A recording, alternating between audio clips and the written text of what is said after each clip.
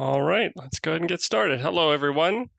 My name is Alexander Kraft, and today we're going to be talking about the overview of some of the most recent cyber attacks and their real life effects as well. Okay, there's a lot going on in the past few years as far as cybersecurity news and cyber attacks in general. We're going to be discussing some of those different types of attacks and their implications of what that means in today's world. My name is Alexander Kraft. I work as an enterprise architect for app migrations and cloud security. So let's go ahead and get started.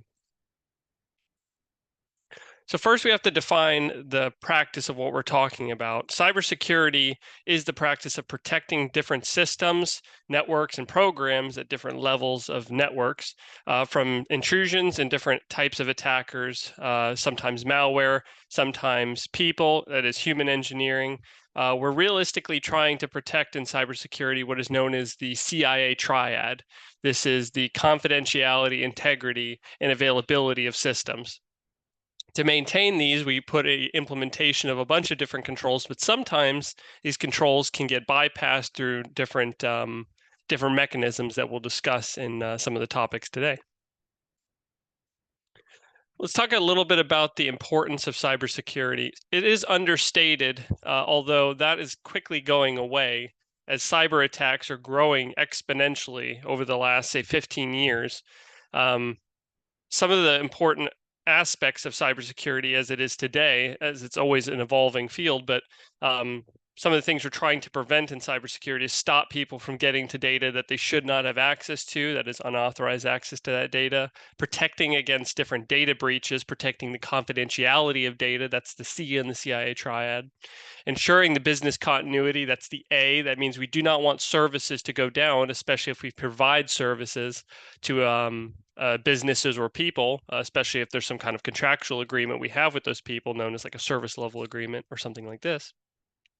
Supporting safe online transactions, maintaining both the integrity of transactions of what you want your presence to do online and the confidentiality of those services as well.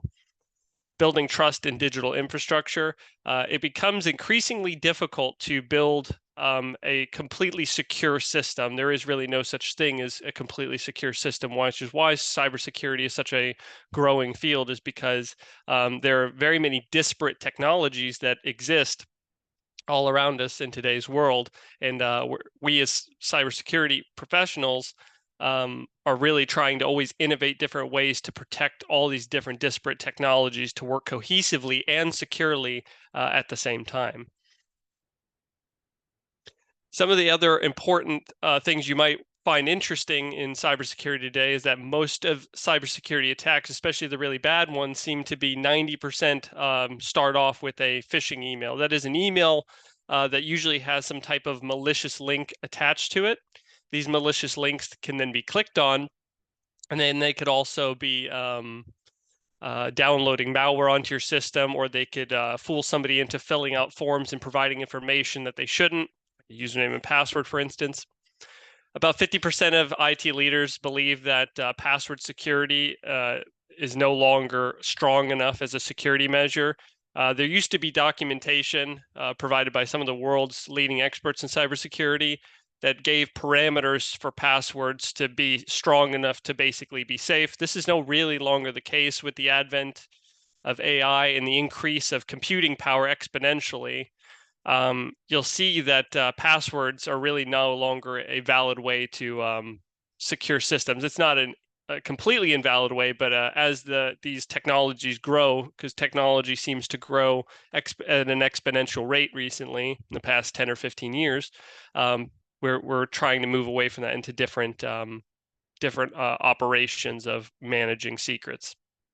Organizations with a architecture and a zero trust approach, I'll talk about that in a second, saw an average breach cost of about $1.7 million less than organizations without. Zero trust is basically taking every system that you have on a network and separating it so nothing inherently trusts each other.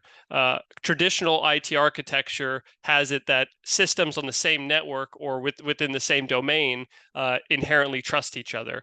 Zero trust architecture basically has everything go through a validation process, in essence.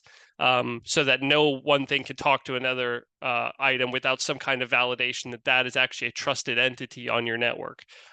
Organizations that implement zero trust architecture have seen way better results than ones that have tried to stay on a traditional IT architecture without that. So it's a very interesting approach that seems to be working for a lot of organizations. 45% of 45% of organizations experience one or more attacks that exploit vulnerabilities on their VPN servers. With the increase in remote work, globally, that is, a lot of attacks have been trying to be geared towards VPN servers. It is border gateway. That means like the edge of your network. Think of it as like a very big wall of defense all around your network. It's traditionally how people used to defend their networks. But we've kind of gone away from this style of architecture in cybersecurity where we don't focus as much on the border as we do on the internal infrastructure. The problem with remote work, and it's a good thing, right, in general.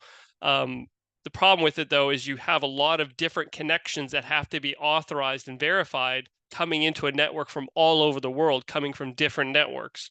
So we have to find a way to match a balance between the availability of these services and the security of them.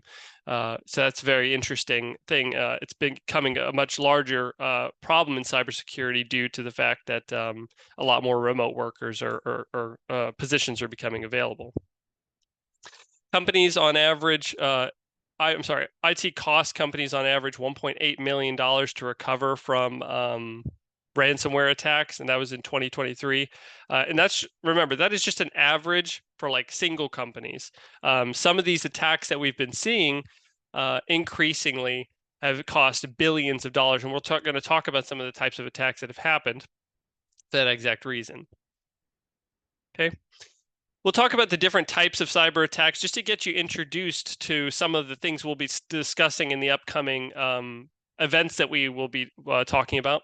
We'll take them one at a time. So phishing attacks, we mentioned this briefly a second ago, but phishing attacks are when you're basically tricking users either into divulging personal information through emails or websites, or you're trying to get them to download malicious content from some kind of an attachment on the email. This is one of the most common attack vectors in cybersecurity, mainly because it's a very easy one to distribute.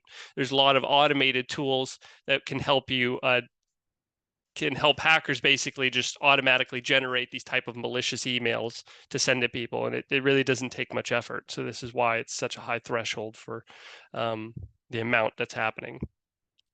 Ransomware.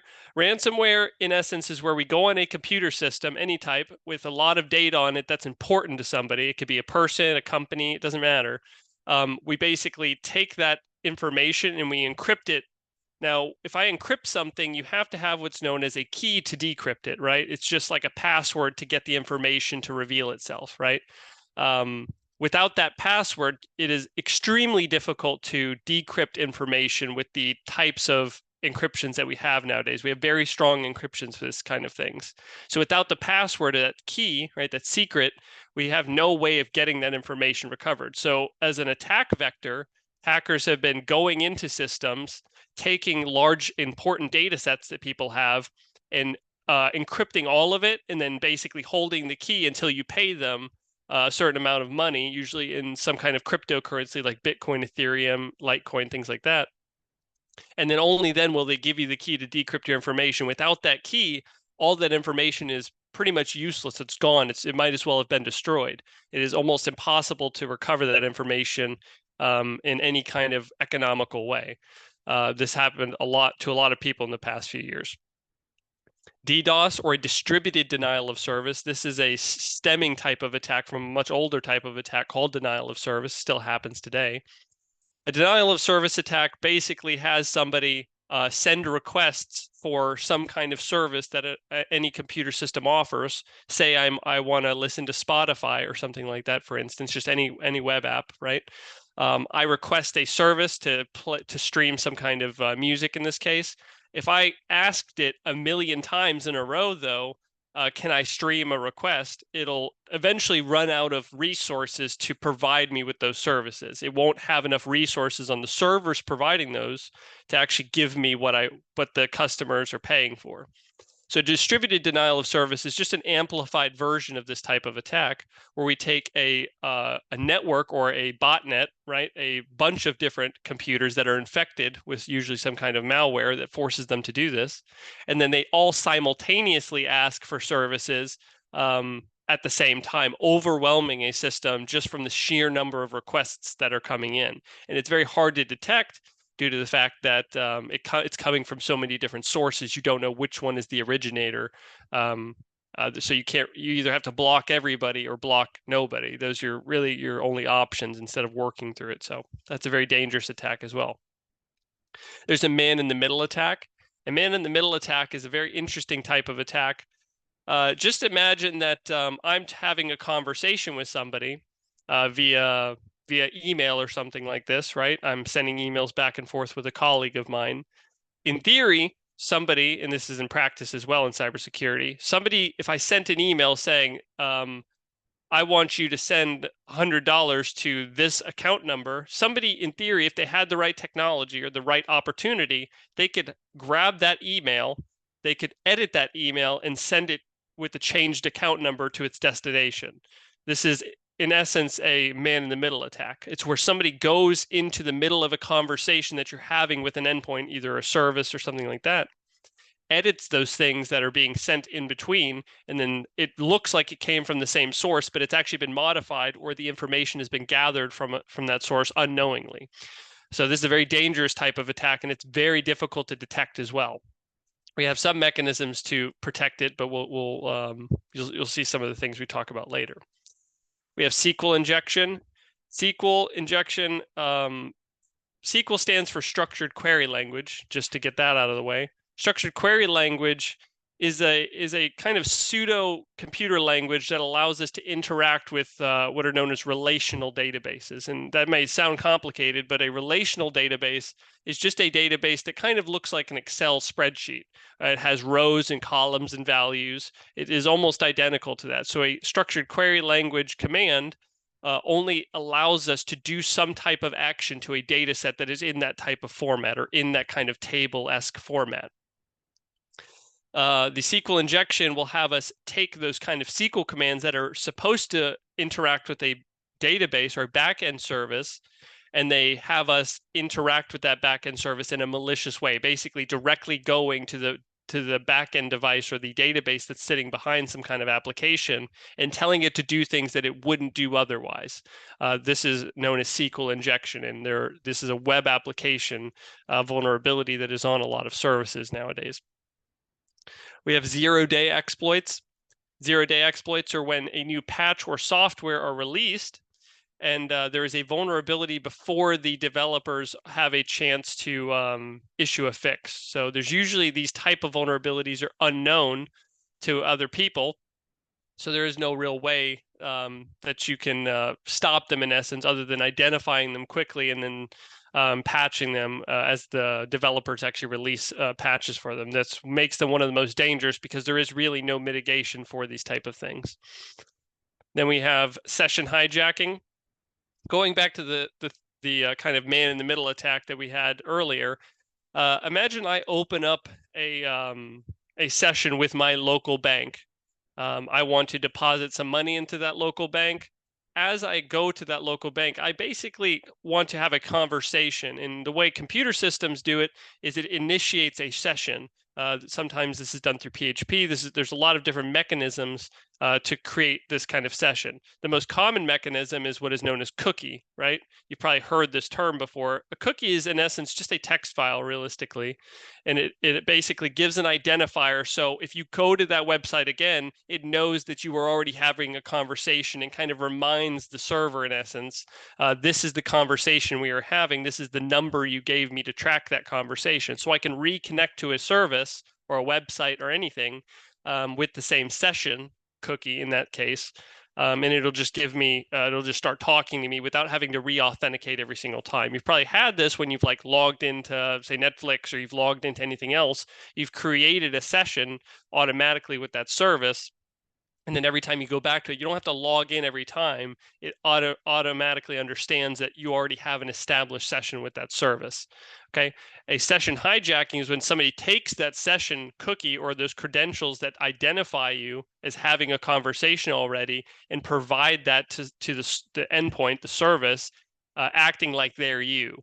So this is obviously a way that they can interact with services without having to authenticate, not have to give a password or username. They can just impersonate you in essence on the endpoint device, which is obviously very dangerous. We're going to talk now that we have some background into different types of cybersecurity attacks, we're going to talk about some notable cybersecurity attacks that have happened in the past few years. Some of these range from different types of attacks that we've covered, but more importantly, they're extremely dangerous types of attacks as well. Okay, costing a lot of money, a lot of manpower, a lot of resources. There's a lot of things that basically make these kind of the highlight of cybersecurity in the past few years. Okay, so we're going to talk about the Colonial Pipeline, Microsoft Exchange, SolarWinds, Casaya, and Common Spirit Health. These are all very important ones, as they kind of also cover a pretty wide domain of different types of attacks. So it's really good. The Colonial Pipeline attack is probably the one everybody's the most familiar with. This happened in May 2021. In essence, Colonial Pipeline is a pipeline that carries 2.5 million barrels of fuel, like basically crude oil, over to from Texas to New Jersey. It's I think the largest pipeline in the United States, if I'm not mistaken. There is a hacking organization known as DarkSide that basically had gone onto the Colonial Pipeline systems. They have computer systems just like anything else that control the flow of these things, the databases. They have the same things as anything else does. They're just computer systems. They hijacked those systems. They were able to get access to the data sets in the back end and the servers and encrypted all of it. The aftermath of this Colonial Pipeline was devastating. The attack kind of worked like this. There's quite a elaborate, there's basically a very elaborate timeline that kind of went on here, but the initial attack actually was detected in May 6th, and May 7th is when people started to actually inform the public and know that this was happening. Not only did Colonial Pipeline stop operating, which was a major fuel cut to the tri-state area in general, it took approximately 5 days for this to actually be recovered in any meaningful sense. There was fuel shortages going rampant. There's a huge economic impact, again, in the tri-state area primarily, but all over the country realistically, because we're talking about a lot of crude oil that was being moved between the locations, right?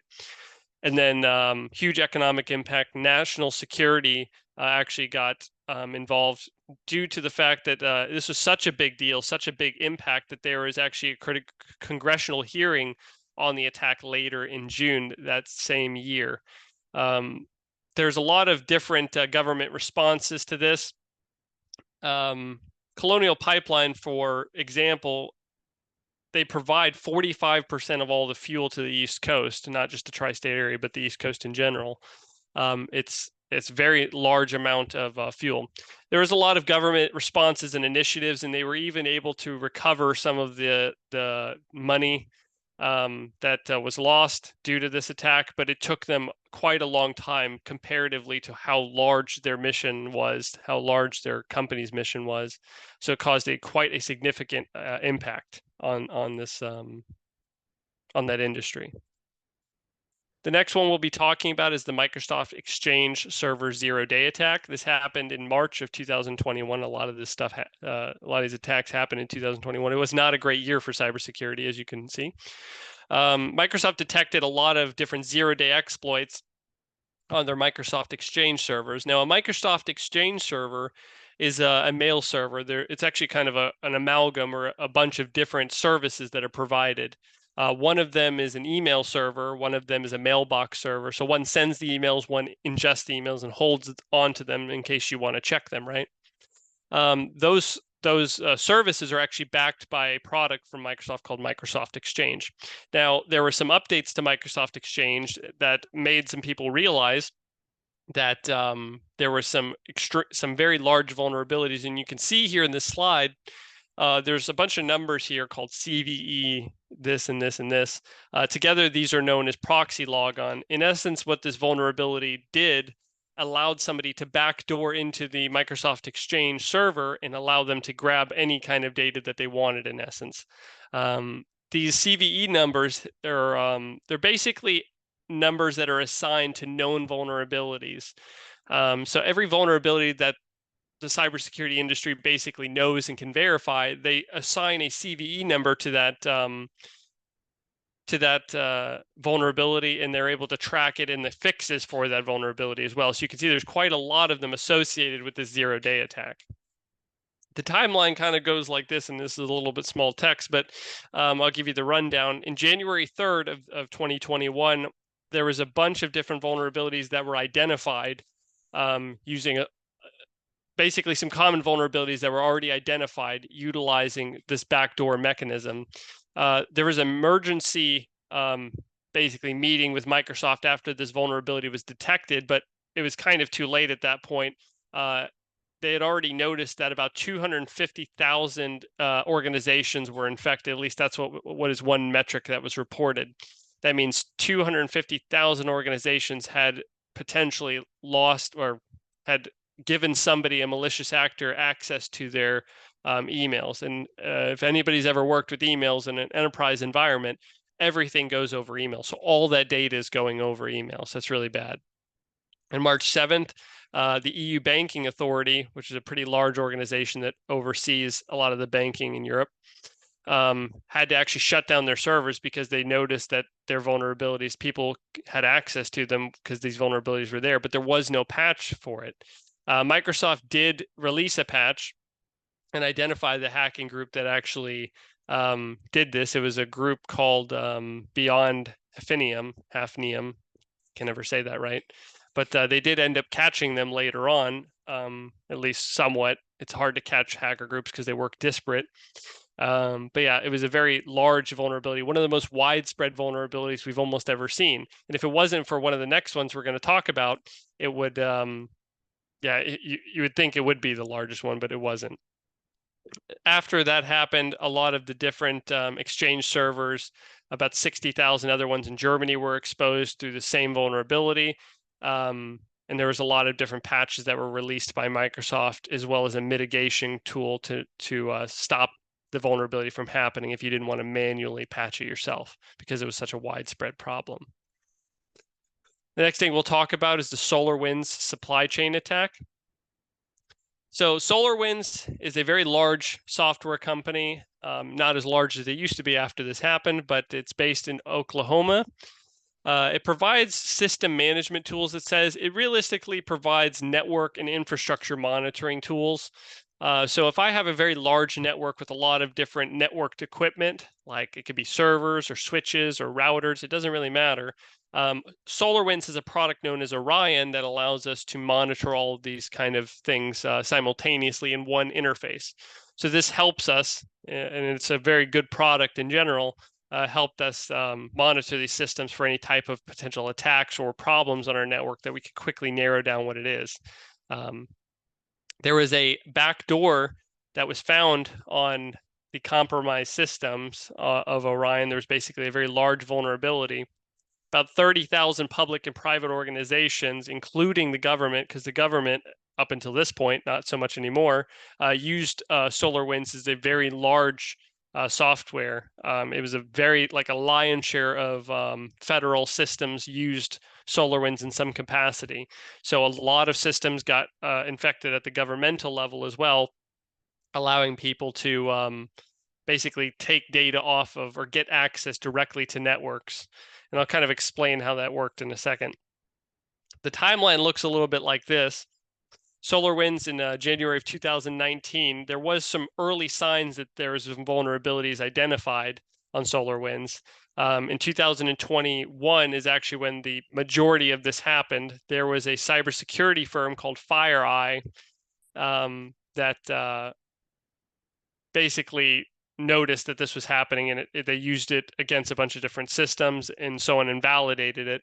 FireEye discovered the Orion platform had been compromised through some of the updates.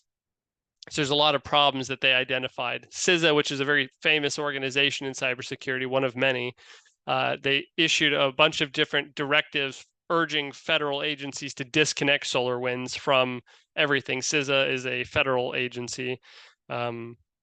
So the problem with the SolarWinds attack, you can protect all your systems. If you have Microsoft servers, you have different routing capabilities. If you have switches and things like that, that's great. SolarWinds was a third-party software that was implemented onto networks to monitor those networks. The primary problem being that if somebody could get into that third-party system that's supposed to be watching everything else, inherently that system has to have access to all of those devices to monitor it. It is able to you can get a backdoor into the entire network without having to go through a firewall, without having to go through anything. You can get through it through the SolarWinds Orion software. This is a major problem, and I remember when this happened, every agency that was using SolarWinds, most people just turned it off because it was that bad. The backdoors that they found and the vulnerabilities that were identified. The White House held meetings about the breach, and a lot of different organizations confirmed these compromises across all sorts of different types of organizations, both civilian, federal, and military. SolarWinds did release patches and fixed it, but the damage was kind of already done in a lot of ways. So very serious vulnerability. Some people consider this to be one of the worst ones ever. But yeah, it's an interesting one for sure. We have the Casaya VSA attack. Now, this is a ransomware attack. The problem is that ransomware is a two-pronged kind of attack. On one hand, ransomware allows a hacker has to already have access to confidential information, access to data sets that they shouldn't have access to in the first place. That's the first problem. That means the confidentiality of the information was already breached. On top of that, they take away the availability of your systems by encrypting everything. So it's kind of a twofold problem.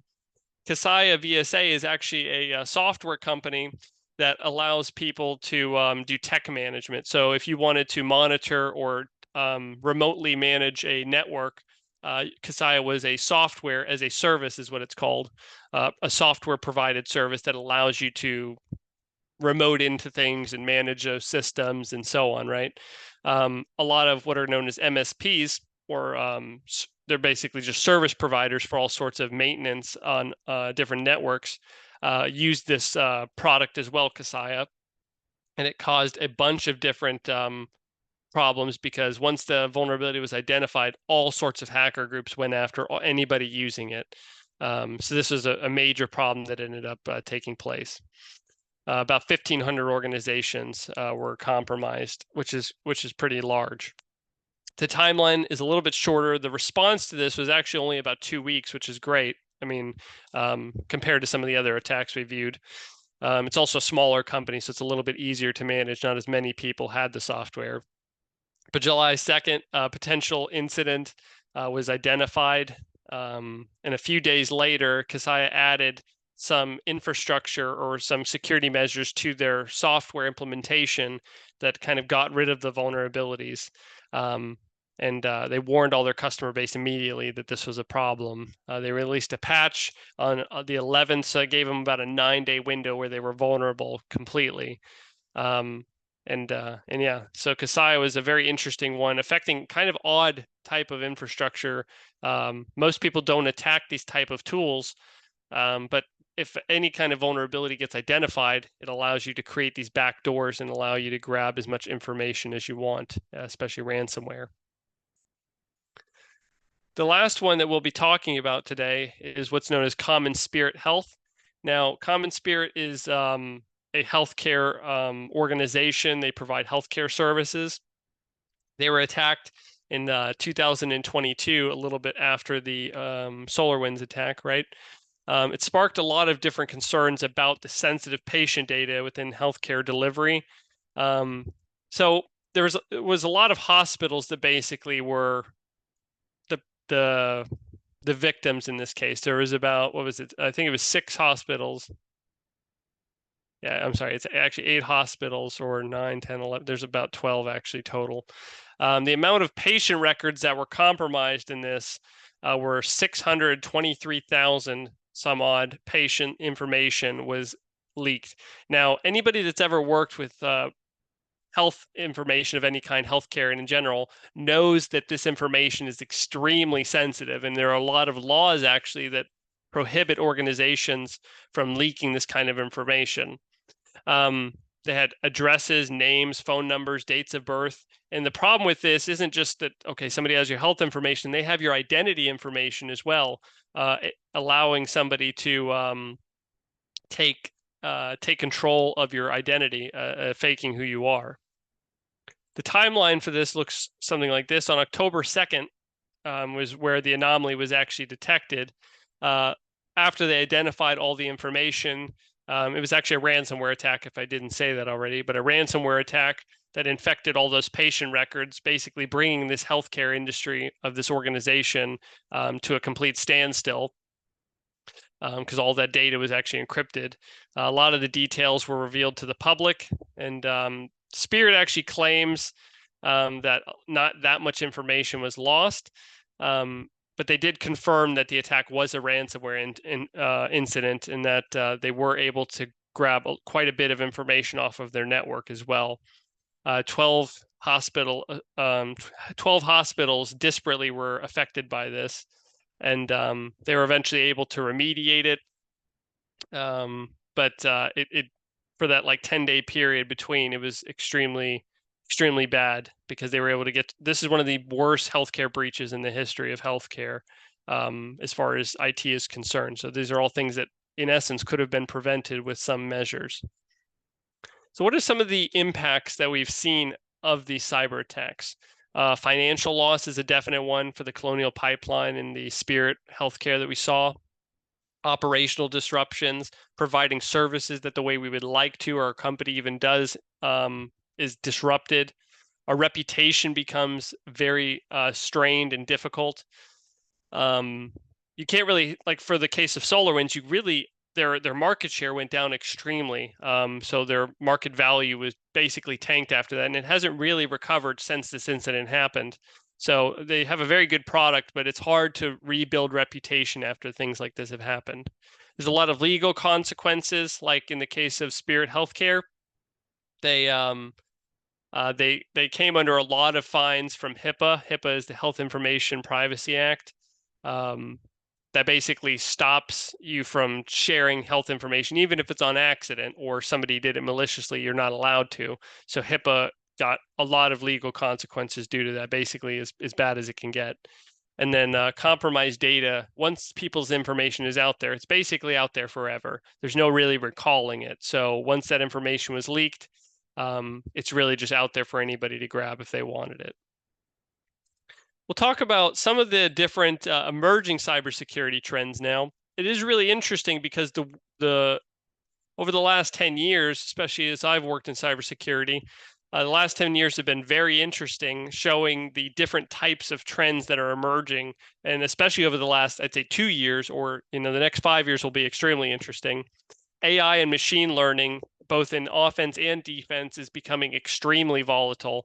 It's becoming used all over the place. There's even a lot of GPTs, or general purpose AIs, right, that are used both for cyber defense and offense to help people basically hack better, defend networks better. So it's interesting. Yeah, zero trust architecture, a very good movement to continue.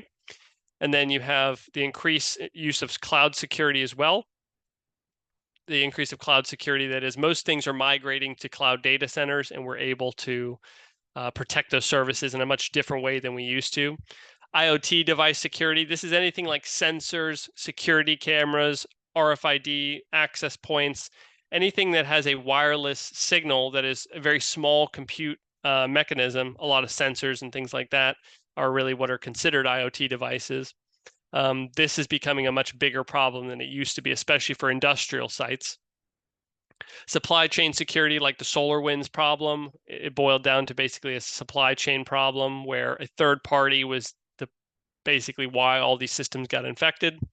And then privacy enhancing computation, different ways that we can design computers to not leak information from memory or computing mechanisms. That's a little bit more of a discussion, but yeah, there's some developments in this and architecture of CPUs and things like that. And then remote work security, like we talked about before, there's a really big problem that so many people are working remotely now. It causes a very interesting problem that we've never faced in cybersecurity of having to like authenticate people from so many different networks simultaneously and still stay safe. That's a very difficult thing.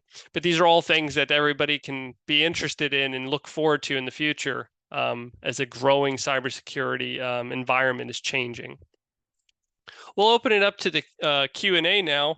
I really appreciate everybody listening. It is a very interesting topic, and we could talk about it for days and days and days. There's many of these examples. So if you'd like, you can put it in the Q&A, and I will try to go one at a time here and answer. So I'll read these out loud as well. Can you elaborate on the reasons why these attacks go undetected for that amount of time? Is it failing to meet compliance and regulation? Not having a team dedicated to certain security areas, or not having proper tooling to detect? It's a very well written question. So it's kind of a combination, right? A lot of cybersecurity is being amplified. That's one of the biggest things. Cybersecurity used to be a very underfunded field. Over the last 10 years, they stopped doing that because cybersecurity incidents are way more expensive than what it costs to defend them. So yeah, it's a little bit of funding. People weren't taking cybersecurity as seriously, and that's changing and always is changing. A lot of it is meeting regulatory compliance, not doing things the right way. There's always kind of a kind of fight between people that operate systems. And I come from a background of actually being a systems engineer. So I used to be one of the people that just wanted to get stuff to work for the people that needed it. And then you have cybersecurity people, which I do that as well now, but wanting it to be safe at the same time. So it's constant battle internal to organizations to try and balance both of those things. And then proper tooling. It is very difficult to have the right amount of tools, or it requires a very specific skill set as well to be able to read and understand the information and set it up properly. But it is going in a proper direction. I hope that answered that question. Said, would you mind showing the timeline again for the MS exchange at the end you talk? Yeah, I can go back, no problem. Timeline are not clear. Can we get the PowerPoint? Okay, sure. Yep, no problem. And then how can AI help in this area? Yeah, so AI can help in this problem. There's something known as an LLM. This is a large language model. This is basically what all GPTs are based on, like ChatGPT and OpenAI's ChatGPT. There's a lot of different ones out there. But this large language model basically allows us to translate language into what a computer can respond with, right? So AI can really help us by formulating questions and understanding better what we can do to implement or fix a problem. Say a vulnerability comes up, there are chat GPTs that can look up information online and give you a better answer than you would find on just reading documentation, or a quicker answer as well. So this is a way that there are already blue team, is what we call them, blue team or defensive AIs that kind of help us understand. And AI or machine learning has been used for about 6 or 7 years now in some implementations of security products that actually help us. Like Splunk, for instance, has AI integrated into it that helps us. In regards to IoT, is it sensors communicate with GPS? Would that be considered IoT? Yeah, IoT, generally speaking, communicates over IP, but it can communicate over any network medium. There's actually a specific frequency band, kind of like Wi-Fi or Bluetooth or something like that, that a lot of IoT devices use.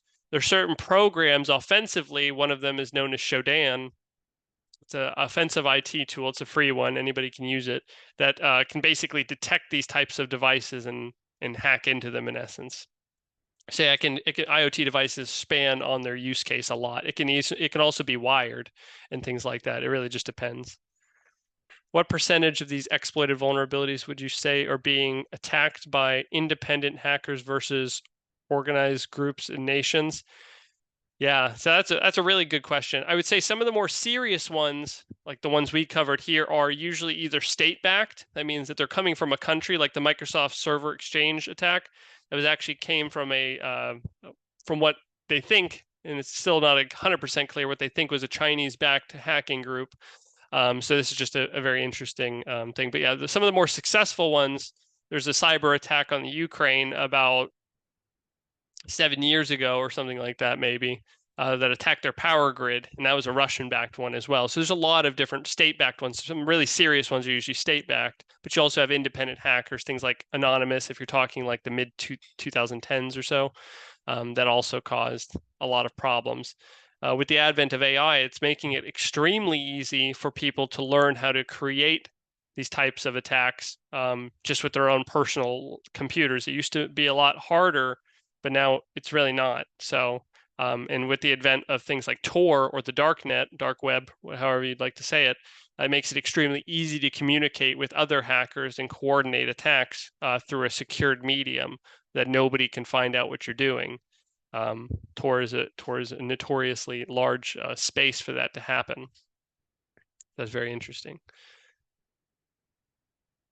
Have you noticed a substantial increase in attack vectors through operational technology versus IT environments as manufacturing, HDMI, PLC, IoT devices tied to production, maintenance, or advanced engineering? IoT devices have always been kind of an issue in these type of spaces. It hasn't been as big of an issue as it is now. A lot of different organizations are targeting IoT. I don't know if there's like a tilt on the scale one way or another, if there's a bell curve exactly for what types, whether it's OT or IT. I do know that IT directly affects all of production. Like in a production system, IT affects all of it. So there was a recent hack actually at a company in the United States called Refresco as well. And Refresco basically had a ransomware attack done on them, and they never paid the ransom, but it took down their services, which is they're a bottling company for like sodas and drinks and things like that. It took them down for about 2 weeks, and that was tens of millions of dollars of product that they were not able to use because none of their systems worked. Their products like SAP that are backed by databases and things like that they could not use. So you can't track your products, you can't track what you're using, anything like that. So it's very dangerous. How do you stay up on trends and develop experience using emerging technologies if your company will not shift or adopt new technologies? That's a good one. So the answer is most people won't learn until they get attacked. Especially larger corporations seem to be like this. That's obviously not the right answer, but it's probably the answer that seems the most relevant. But to develop experience on using different emerging technologies, yeah, there are a lot of organizations, I would say, getting involved with things like NIST or CISA or ISC2. They always have just like this webinars, and they have newsletters and things like that talk about the most recent types of attacks. There's another organization like TCM Security. There's a lot of organizations that talk about emerging technologies and things like that.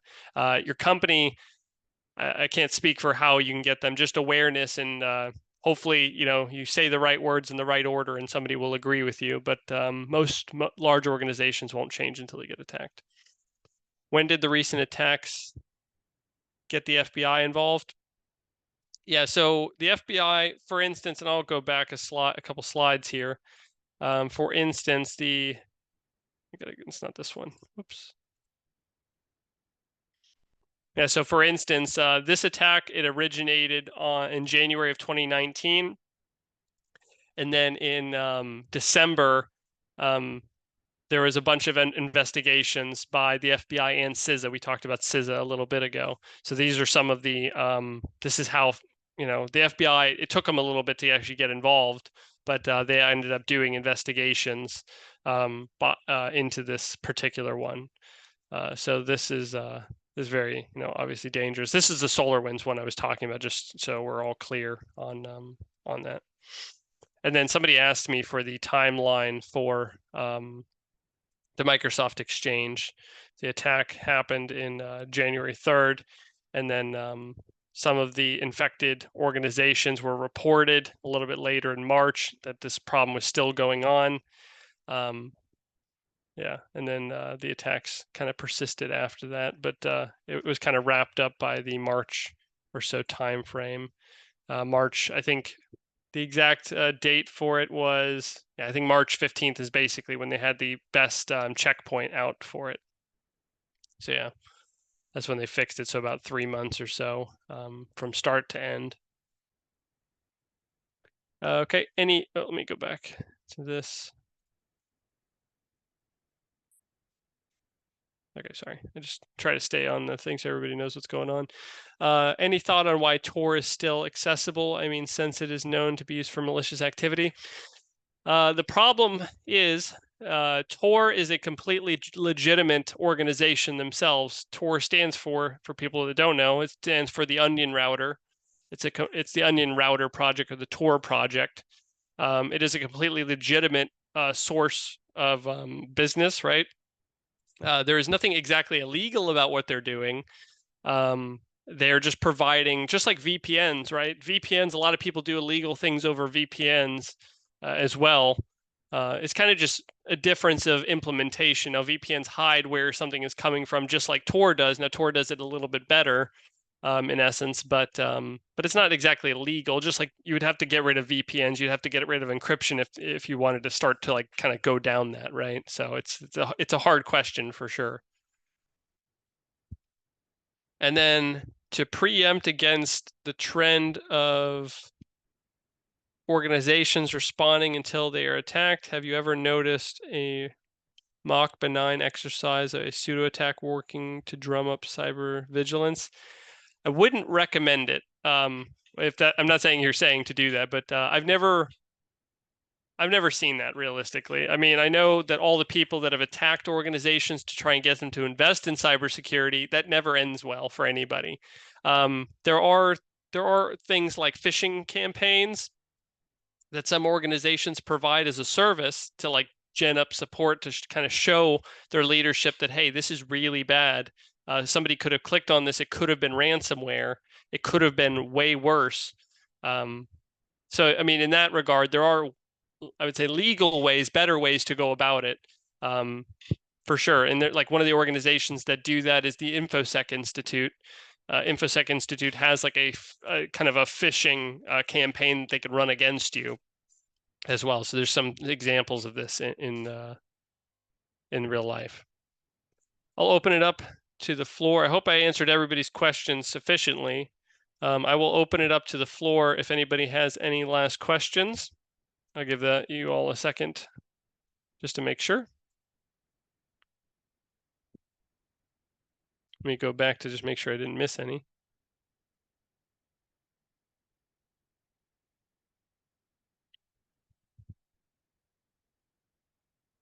Okay, I don't think I missed any. So yeah, I really appreciate it. Thank you all for coming today. It's been a pleasure, and I hope everybody has a good rest of your day. And thank you. I really appreciate it.